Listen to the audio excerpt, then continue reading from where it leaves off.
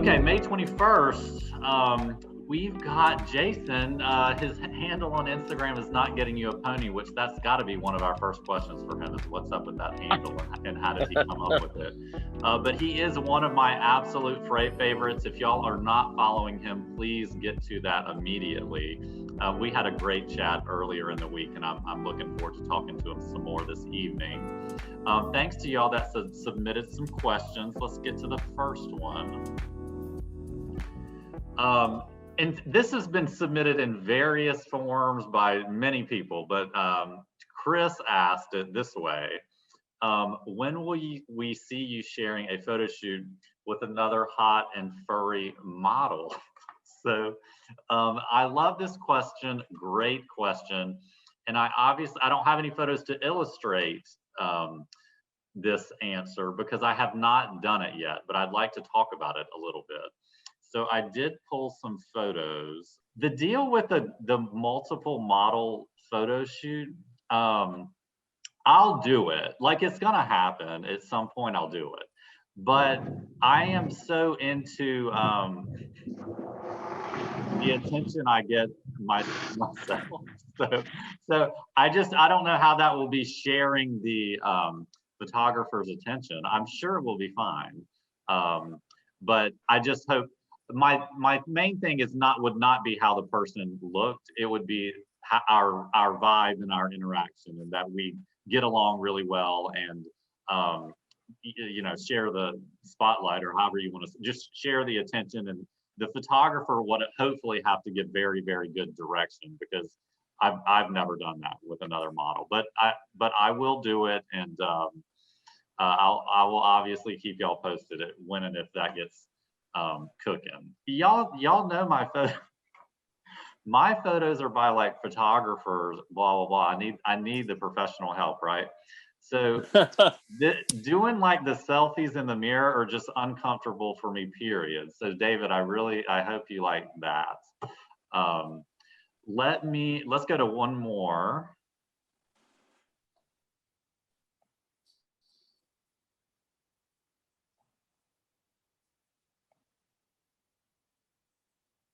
And what do y'all think about those purple pants? Those are my favorite running pants. They're nice. I'm just amazing how blonde your hair looks there. They look great. Isn't it crazy? Yeah, that hair's getting insane. You've been outside, it's getting bleached. It does get lighter during the summer for sure. And like when I was a little kid, I had completely like white blonde hair. Me too. Was born with that. Total towhead. So this is from David VZ. Now that we can travel, name a place that you would like to go and why. And David, if you remember when you wrote this, you actually did say, you said 3 places, but I couldn't. Number one, I think I would have a little bit of a time issue, but there's one that's kind of been in my mind that I wanted to talk about or highlight with this answer. I love London. Like I've always had the absolute best time. My first time I was there was the summer after my freshman year of college. Me and some students did a little, well, the professor was from the University of South Carolina, but it was at the University of Durham in England. And it was kind of equidistant between like getting to Edinburgh, which we did one weekend, and then London, which we did one weekend. And so that was when I was like 19, maybe 20, but definitely younger than 21. So drinking at the pubs or whatever was like a big deal. And so I have those cemented some wonderful memories of London. And now, like with all of the modeling stuff, there are some stellar photographers in London that I would definitely book a lot if I got to be there for a while, like a week or a couple weeks. It's hard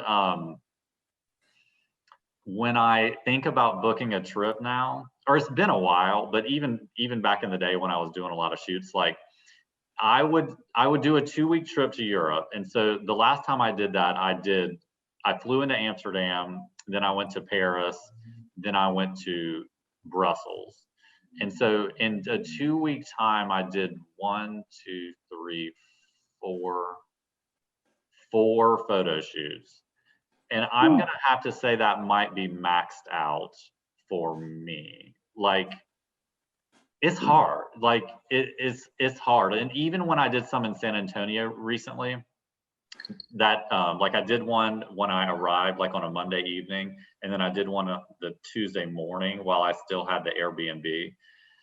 Y'all, like, I'm 43. Like, that's a heavy lift. All right, there he is. I picked this photo. So again, y'all, if you are not following Jason on Instagram, there's his handle, Not Getting You a Pony. We need to probably talk about that straight away. But I love this photo, and Jason, actually a lot of my favorite photos of yours that you post do come from Max Sturgis. Can you tell me a little bit about your work with him? Sure. So Chad, Max's husband, actually reached out to me over Instagram, and it was the first professional shoot in modern years that I'd done.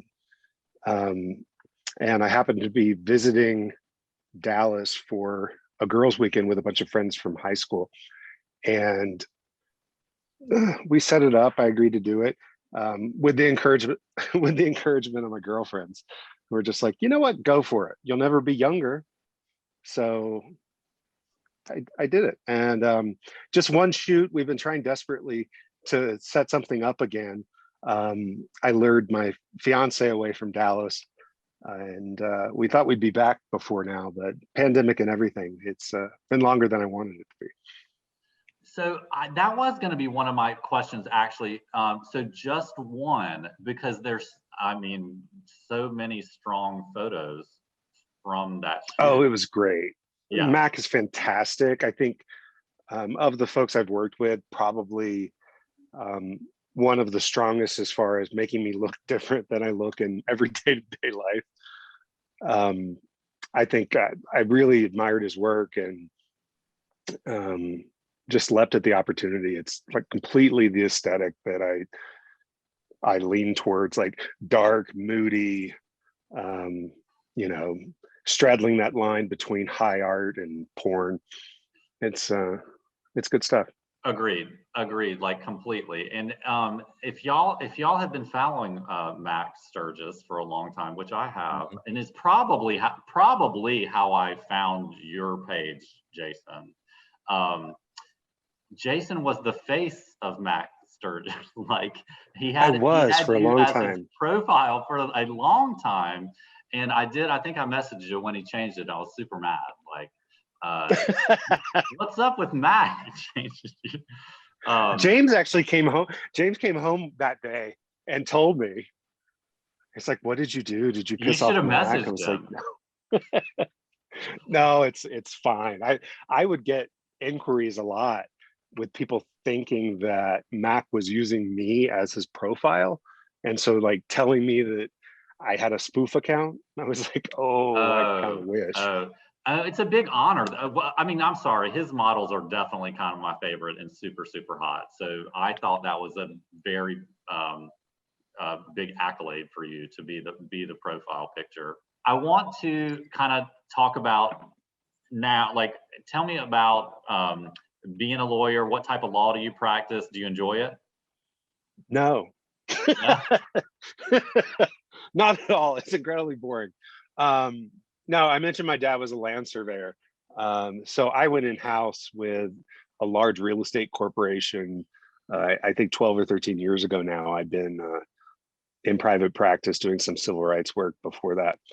And so I've been doing like real estate stuff as a corporate shill for the last 12 or 13 years. It's incredibly dry stuff, arcane law, and most people would find it excruciatingly boring. Sounds like I might find that excruciatingly boring, but are you going to ride it out, or do you have any plans to change career-wise? I've thought about it. I think right now I have the golden handcuff. I can't speak. I have the golden handcuffs. at least until, the boy decides what he's going to do as far as college. So, I mean, he starts high school in the fall, and so I'm in for another 4 years at least, I think. I'm interested. So you mentioned your son, and I wanted to ask about that, or I wanted to, could we go back a little bit? And we talked about this some during our chat earlier in the week, that you were adopted, and that you got involved a little bit in the fight for civil unions in Colorado. Like, can you tell us, did your you're having or you're wanting to adopt and you're being adopted, did all of those things come into play with your like political advocacy? Oh, absolutely. And I think the first fight I got involved in was second parent adoption, which was before civil unions, before gay marriage. It was a legal concept that would allow a gay partner to adopt the other partner's child, or in our case, would allow a gay single person to adopt a child and then go through a second adoption proceeding where you could add the second parent onto the adoption. So getting that passed where it was legal, that was a fight that directly affected us. We were adamant we were going forward regardless. I mean, as an adopted person, I considered it my birthright to adopt a child myself. Yeah. So very stubborn, very driven on that front. And Colorado is a relatively small state, so the politics are very accessible. It's very easy to run into people. Great example, the day that second parent adoptions were signed into law by the governor, we had just completed the first stage of our adoption, and we were at a fundraiser dinner for an organization that evening and ran into the governor, who had just signed it that day, and got to thank him personally for signing off on it. Oh, I love that. So yeah, I got a hug. I love that. I'm always down for hugs. And now we need to change the subject, because I could get lost in talking to you about we'll have to talk about law later. Family law issues. And I know our guests want to see some sexy pictures. So can we let's skip to that. Okay.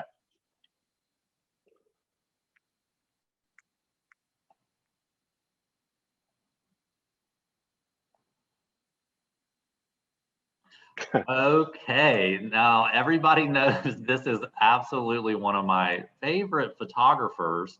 And just to let you know, Jason, I could not find this anywhere. Like, I knew you had worked with him, but I couldn't find it. So I texted him like 3 hours ago. Like, can you text me a picture? So this is the one that he sent me this afternoon. Where were you? What was going on?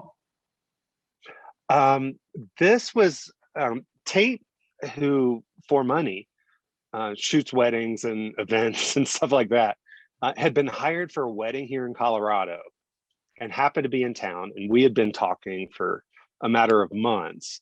And he was like, do you want to shoot? I was like, yeah, great. And the only time we could fit into both of our schedules was like right after work. He ended up in a hotel that was like really close to my office. So I worked all day and then drove to a hotel where he was very disappointed that they have no tubs in the entire hotel. Yeah.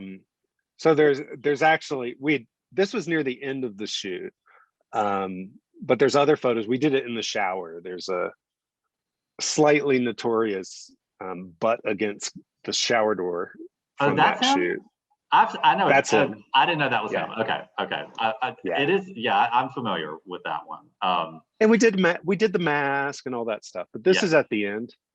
And how did you really enjoy working with him? Oh, he's fantastic. Yeah. I mean, I sound like an LA douchebag when I say it, but he has fantastic energy. Well, it's the truth. I don't talk that way because I'm not a believer, so to speak, but he has fantastic energy. It's the truth. And actually, I guess you're following along, or all of y'all, you should also, everybody needs to follow Tate if you're not already. He is on like this astrology journey now, which is so up his alley that it just makes me happy to watch that. Oh yeah, he did a whole chart and reading for me. Yeah. And I was fascinated, and then my eyes crossed like 10 minutes into reading it because I'm like, this is so next level. I don't even know half of the terminology, but he's very excited and just I'm happy. Wonderful person. I'm super happy for him. Okay, well, that makes he's very talented, because I think that's a real range of right. The photos look very different, and so I like that a lot. That's awesome. Yeah, really fantastic and very well regarded in these parts for sure. I'm gonna have to put him on my wish list. This next one's a little different. Do you remember this? I remember it, but not terribly well. It's based on a shoot I did with Brian Kaminsky. So I'm just gonna have to bring it out right now. Oh, did you get it? This is the original, y'all. The original. Wow. So I love that, of course. I had also worked. I had also commissioned. Oh, is that the auction one? Yeah, I won the auction. Oh, okay. That's okay. Now I won the auction. Okay. So I had worked this same artist. And so when Jason shared that image and auctioned it as a Black Lives Matter fundraiser, I was gonna win it. I mean, there was no doubt about it. And like I'm messaging him like, now, when you say it ends on a certain day, like you need to tell me the exact time and time zone. And like, so thank you for that. I love it. Oh yeah, I'm glad you do. Yeah. And offline, I do still have to tell you that story about my divorce and the artwork and all that. But that's the problem with being old is that telling your life story takes takes a long time. Yeah. Let me go. We're a little bit past 8, but maybe you can tell me about one more.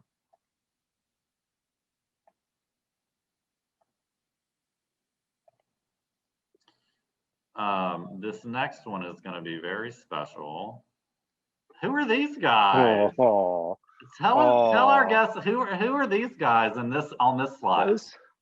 Those are all my babies. On the left is a picture of me and James on New Year's in New Orleans. Here's a problem with New Year's events. I can't ever count the years correctly. So I think it was 4 years ago. But we were with friends from from Dallas and just celebrating New Year's. And that is the evening he asked me to be his boyfriend. I love it. It's very romantic. It's sweet. Yeah. It's sweet. Yeah. I love it. And I'm wearing I think I'm wearing a Katie Red t-shirt that's been cropped as and I bought him a hat that had a big peach on it. Who is far on the right is a child that I hardly recognize because that picture is a couple of years old now as well. That is my son, who I refer to online and on social as Lil Dubro. Yeah. And he's fantastic. He's now breaking 6 foot, 14 years old, and heading into high school. Yeah. Wow. And who is James holding in the middle there? Oh, this is our new little girl. So I got a secondhand pandemic puppy. This is Burley. She joined us about a month and a half ago, and she's 10 months old. And the story of my life, I got her home and 11 o'clock the next morning, she went into heat. Let me put this diplomatically. I don't think he minds that at all. Okay. But art is an experience between the presentation and the viewer. And he doesn't like the idea so much of how viewers may be interacting with the art. Okay. Is that a YouTube friendly way to put it? I think yes. And okay. I know what he's talking about, actually. So there you go. That was some excellent. I don't mind it. Right. I mean, I don't care for it when like people try to involve me in real time or after the fact, or it's like it's out there. It's fine. Enjoy. We talked about and thank you for your time. We're going to wrap here in a second if you've got a couple minutes. Your Instagram is just for fun, right? Total hobby. Any plans to change that? I don't know. I really struggled with it. I'm kind of old-fashioned. I just want it as a hobby. I mean, I've never taken anything from it. I think Max bought me a latte one time, like before that shoot, but like that's all. I don't really do promos. I enjoy like giving people a boost who I like, or they're engaged in a pursuit or a passion and they want to share something. Like I'm all about sharing and encouraging that. But for me, it's the expression, not necessarily what I get back from it. And even the shoots, I've never asked to shoot with anybody. And I haven't done a ton. But I also do that because I enjoy being part of somebody's creative process. Yeah. And that's enough for me. It's like, I love it when the work comes out good. But I think I told Jeremiah before we shot the other day, and I probably told people before this, like, I just look like me. I mean, it's on him if the pictures look like. That's hilarious. Thank you for sharing all of that. And I do want to say a special thank you for something you just mentioned about giving people a boost or whatever, is that when I was launching and reached out to a bunch of guys, and even you're coming on this program tonight, you wore the picture with my mask and the whole thing. And that really meant a lot to me. So I really very much appreciate that. And actually a lot of guys were just very cool about it. And, like I had to mail that to you and get your address and the whole thing. So thank you. Thank you for that. Of course. One kind of maybe final question.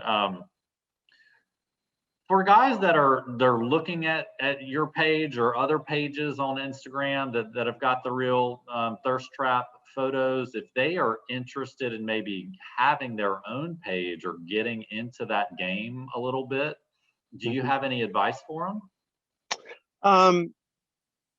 I think I can just kind of describe how I kind of fell into it, because I never chased followers either. Followed people I liked or I found interesting, or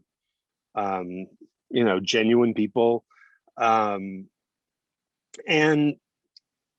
just trying to be positive and promoting positive energy is like incredibly undervalued at the surface level, but it pays dividends over time if that's what you're after, because I never tried to get the following that I had.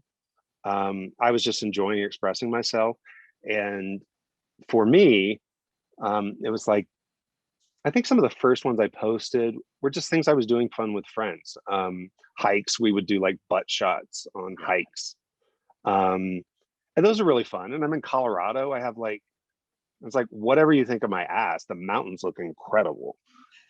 So Nobody's it's a looking great, at the mouth. Nobody's looking at the mouth. but I'm just saying it's a great picture. Yeah. Yeah. Regardless.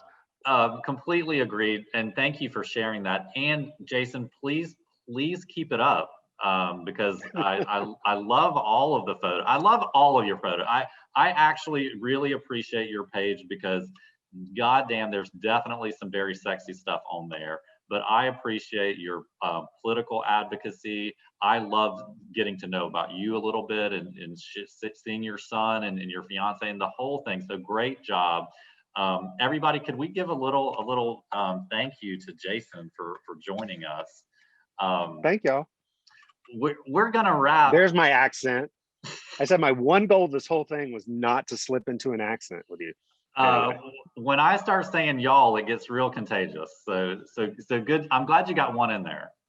Yes, ma'am. Ask him about his Instagram handle.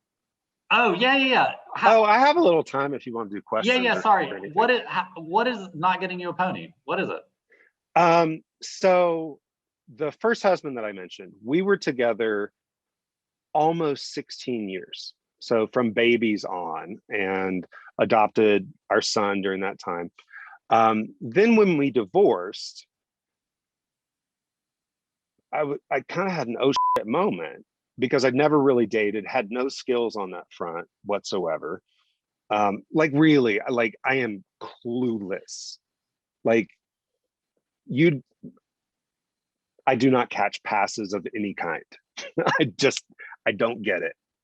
And so I had done the Instagram. I'd been flirting, talking with people locally and stuff on Instagram, using like Instagram as like a bigger photo album that you could link to on the apps or whatever. Mm-hmm. But being a 40-year-old man on the apps and Instagram and trying to be on the dating market, I quickly realized that people had a thing for daddies. I had no clue before. But I think a common misconception is that all daddies are sugar daddies. And I'm like, I already got a kid I need to take care of. And as far as what I was looking for, I tended to be interested in younger guys, but had a hard time, I guess, respecting or seeing as a full equal, or seeing eye to eye with anyone who wasn't like doing their own thing. It's like, you don't need to make as much as me. I don't really care about the money, or anything like that. And yes, I want to baby you, but pull your weight. And so that was just my way of doing it. And it also became my stock response on people asking for like a frontal shot. I'm like, not getting you a pony. So thank you for that story.